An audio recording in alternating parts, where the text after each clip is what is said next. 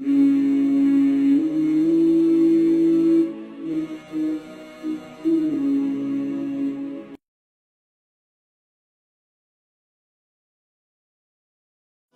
جب کسی سے ناراض ہوتا ہے رزق نہیں چھینتا، آب و دانہ بند نہیں کرتا، سورج کو حکم نہیں کرتا کہ اس کے آنگن میں روشنی نہیں پھیلانی، چاند کو نہیں روکتا کہ تیری کرنیں اس کے ویڑے میں نہیں پڑنی چاہیے، بلکہ اللہ جب کسی سے ناراض ہوتا ہے سجدوں کی توفیق چھین لیتا ہے۔ سجدوں کی توفیق چھن گئی تو پھر سمجھو اللہ ناراض ہے، اللہ راضی نہیں ہے۔ اور اگر سجدوں کی توفیق نصیب ہو جائے، کسی نے واصف علی واصف مرحوم سے پوچھا تھا کہ کیسے ہمیں پتا چلے گا کہ ہماری نماز قبول ہو گئی ہے، تو انہوں نے کہا تھا ایک نماز کے بعد دوسری عطا ہو جائے تو سمجھ لو پہلی قبول ہو گئی۔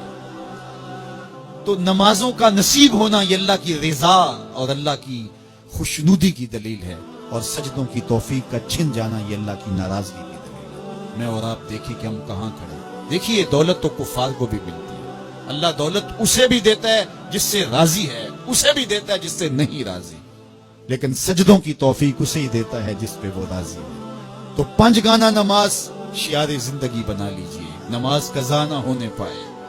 قیامت کے دن بے نمازی اس صف میں کھڑا ہوگا جس صف میں نمرود کھڑا ہوگا، جس صف میں حامان کھڑا ہوگا، قارون کھڑا ہوگا، شداد کھڑا ہوگا۔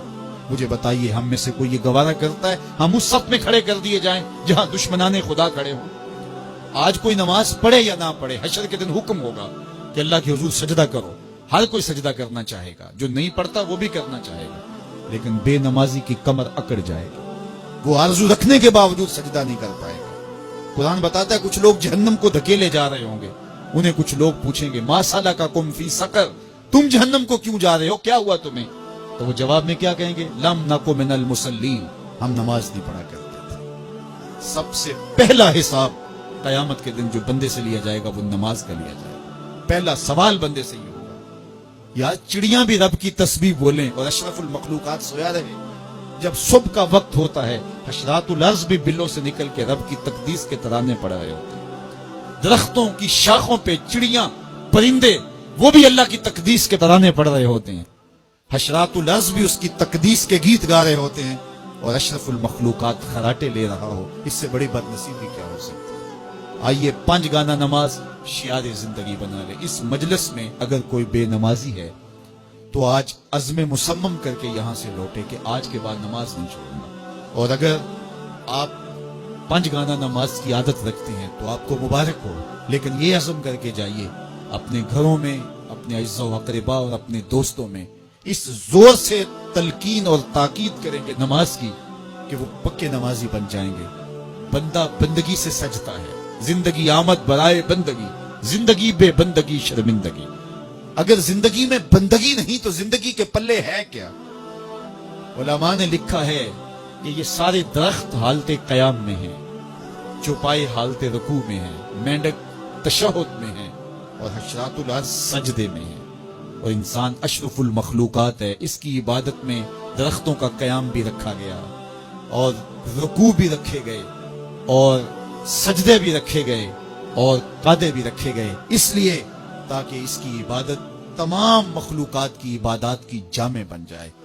لیکن اس کے باوجود اللہ کے حضور سجدہ ریز ہونا پسند نہ کرے تو بتائیے کیسے رحمتیں اس کے اوپر کرے گی؟ خوش نصیب تو وہ ہیں جو 5 گانا نماز ادا کرنے کے بعد تہجد بھی قضا نہیں ہونے دیتے، سجدوں سے اللہ کے حضور حاضری پیش کرتے ہیں۔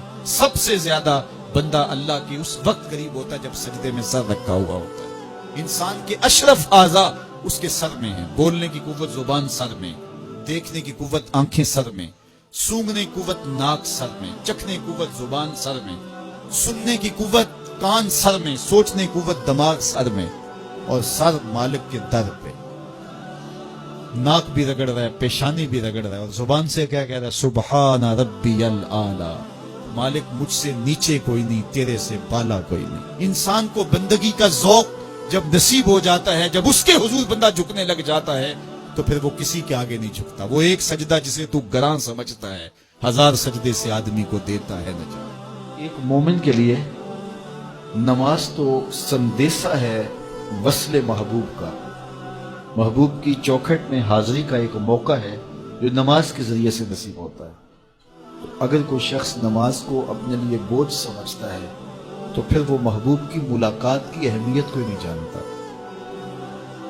نماز کے لیے جب اذان پکاری جائے تو بندے کو خوشی، فرحت اور مسرت ہونی چاہیے کہ میں اب رب کے حضور حاضر ہوں گا، نہ یہ کہ وہ گھڑی پہ نظر ڈال کے کہے کہ ابھی تو آئے ہیں پھر دوبارہ اذان شروع ہو گئی، تو پھر اس کو شوق نہیں ہے مالک کے حضور حاضر ہونے کا۔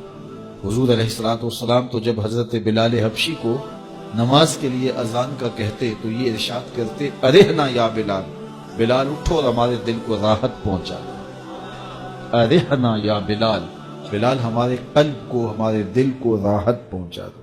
تو یہ حضور کے قلب کی راحت، تسکین اور قرار کا سبب ہے۔ آقا کریم علیہ الصلوۃ والسلام نے معراج کی شب جہاں بہت سارے لوگوں کو عذابوں میں مبتلا دیکھا تو ایک شخص کو دیکھا، رجل مغیب فی نور العرش، کہ وہ عرش کے نور میں غائب تھا، اس کی اطراف میں نور ہی نور تھا اور وہ نور میں ڈوبا ہوا تھا۔ پوچھا کہ یہ کون خوش نصیب شخص ہے، کوئی فرشتہ ہے؟ تو جواب آیا فرشتہ نہیں ہے۔ یہ کوئی پیغمبر ہے؟ پیغمبر بھی نہیں ہے۔ تو یہ کون شخص ہے کہ جو انوار الہیہ کے حصار میں ہے اور ہر طرف نور ہی نور پھیلا ہے؟ تو جواب ملا کہ آپ کی امت کا یہ وہ فرد ہے جس میں 3 خوبیاں تھیں۔ پہلی خوبی تو یہ کہ اس کی زبان اللہ کے ذکر سے تر رہتی تھی، اور دوسری خوبی اس میں یہ تھی وَقَلْبُهُ مُعَلَّقٌ بِالْمَسَاجِدِ، اور اس کا دل مسجدوں کے ساتھ لٹکا ہوا تھا، مسجدوں کے ساتھ دل بستگی تھی سے۔ فرمایا کچھ لوگ ہوتے ہیں کہ وہ مسجدوں کی میخیں ہوتی ہیں، جس طرح وہ کیل لکڑی میں ٹھک جاتا ہے تو یہ بھی مسجدوں میں ٹھکے رہتے ہیں، جب بھی ڈھونڈو کہ مسجد سے ملیں گے۔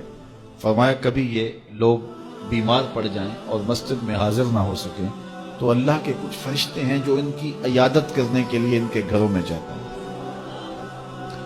تو مسجدوں کی حاضری، مسجدوں کی تعمیر میں دلچسپی، مسجدوں کی آباد کاری کے لیے کوشش، مسجدوں کی صفائی ستھرائی کا اہتمام و التزام، مسجد کی تعمیرات کے مراحل میں دن رات ان سے وابستہ رہنا، یہ خوش نصیب لوگوں کا مقصود ہے۔ فرمایا کہ اللہ کے گھر وہی تعمیر کرتے ہیں جو اللہ اور پچھلے دن پر ایمان لاتے ہیں۔ تو مسجدوں کی تعمیر یقیناً اللہ جل شانہ کی خاص رضا نصیب کرتی ہے۔ ایک روایت میں آتا ہے جس نے تتر کے گھونسلے کے برابر مسجد کی تعمیر کی، فرمایا اللہ جنت میں اس کا محل بنا رہا ہے، اللہ اس کا محل تعمیر کرے گا، اس کو محل عطا کرے گا۔ تو یہ تعمیر مسجد یہ خوش نصیب لوگوں کا مقصود ہے۔ تو مسجدوں کی آبادی اور مسجدوں میں وابستہ رہنا اور دل بستہ ہونا مساجد کے ساتھ، یہ خوش نصیب لوگوں کا مقصود ہے۔ تو بدبخت لوگوں کو یہ سعادت نصیب نہیں ہوتی۔ اچھا، تیسری بات فرمایا کہ جو اس شخص کی خوبی ہے، یہ آج تک اپنے والد گرامی اور اپنی والدہ ماجدہ کو گالی کا سبب نہیں بنا، یعنی کبھی اس نے کوئی ایسا فعل نہیں کیا کہ لوگوں نے کہا کہ یہ کس ماں باپ کا بیٹا ہے اور لوگوں نے اس کے ماں باپ کو برا کہا ہو اس کی وجہ سے۔ تو یہ 3 خوبیاں اس شخص کے اندر پائی جاتی ہیں، اور آج یہ اللہ کے عرش کے نور کے سائے میں اپنے آپ کو کھڑا ہوا پا رہا ہے۔ تو جن کے ساتھ نماز سے گزر رہے ہیں، مسجد کی حاضری جن کے لیے شوق ہو اور مسجد میں آتے ہی نکلنے کے لیے کوئی راستے ڈھونڈ رہے ہوں، تو انہیں اپنے اندر اترنا چاہیے۔